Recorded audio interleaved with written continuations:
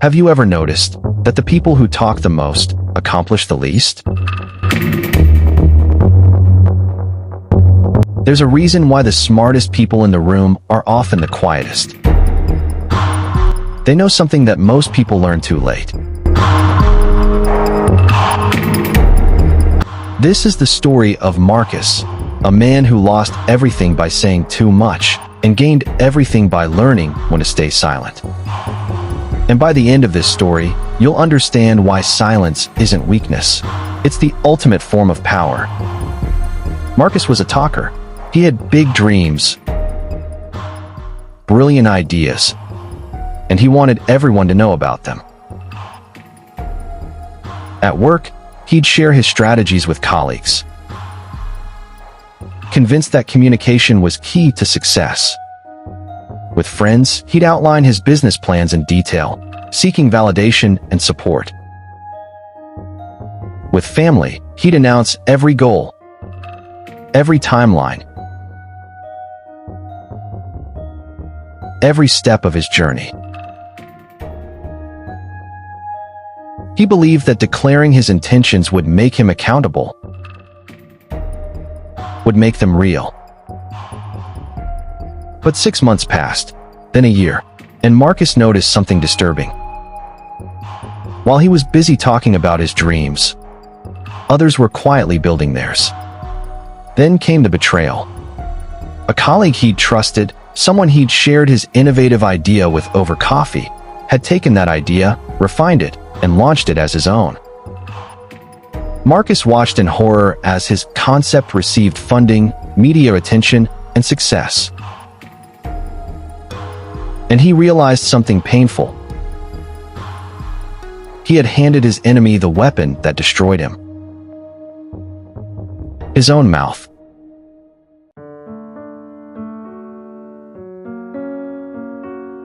That's when Marcus met Mr. Chun.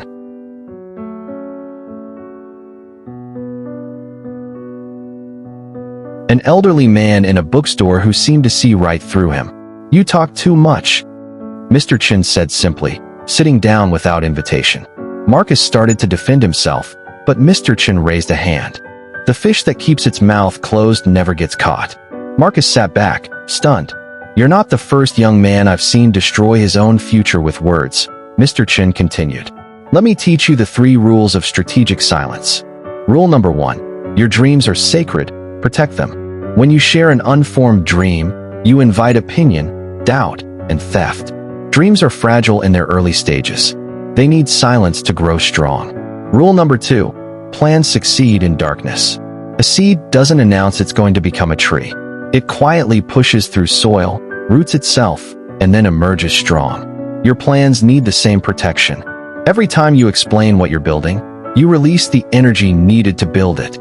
You satisfy the reward center in your brain without doing the actual work. Rule number 3.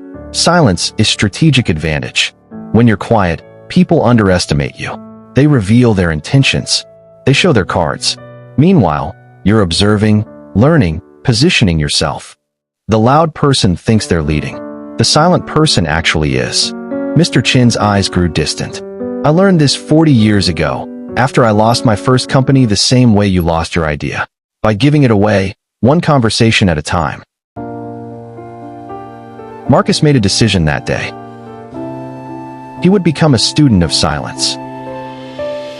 The change was immediate and uncomfortable. At work, when colleagues asked what he was working on, every fiber of his being wanted to explain, to impress, to share. Instead, he smiled and said, "Just exploring some ideas." The discomfort was real. Staying silent felt like holding his breath underwater. But he held it. Late nights, Marcus worked alone. No social media posts about his journey. No inspirational quotes about grinding. No updates about progress. Just silence and work. At family dinners, when asked about his goals, he gave simple, vague answers. "Things are moving forward. I'll share when there's something concrete." His family seemed almost disappointed, as if his silence meant he'd given up.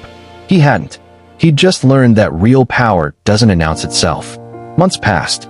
While others posted about their plans, Marcus built in silence. While competitors talked about what they were going to do, Marcus quietly did it.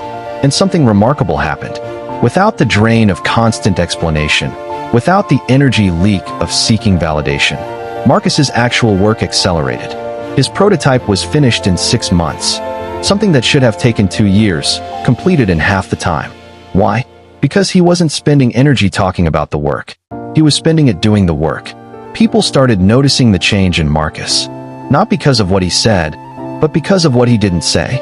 There was a new weight to his presence, a quiet confidence that made people lean in when he finally did speak.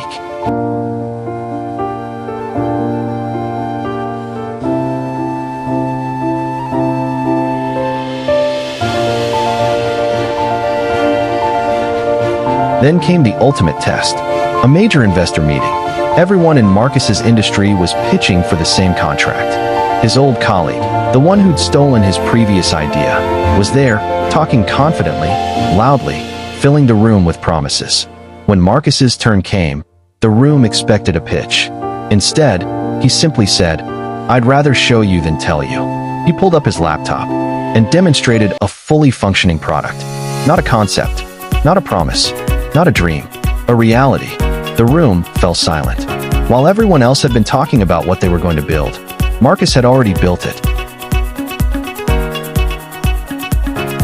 The contract was his before he left the room. Later that week, Marcus returned to the bookstore. Mr. Chun was there, reading, as if he'd been waiting. "You did it," the old man said without looking up. Marcus bowed slightly. "You saved my life." Mr. Chun finally looked at him.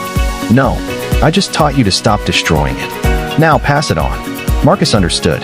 The cycle continues. Wisdom flows from silence to silence. So here's what Marcus learned, and what you need to remember. Smart people keep their mouths shut because they know 3 things. 1. Every word you speak about your unfinished work steals energy from actually finishing it. 2. Silence protects you from theft, doubt, and sabotage. 3. When you finally do speak, you speak with results, not promises. The world is full of talkers. Be a builder. Let your success make the noise. Your goals are not a public announcement. They're a private mission. So the next time someone asks what you're working on, and you feel that urge to explain everything, remember Marcus. Smile and say, "You'll see." Then get back to work. In silence. If this story changed how you think about communication, share it with someone who needs to hear it. And remember, the quieter you become, the more you can hear, learn, and accomplish. Now stop watching and start building. In silence.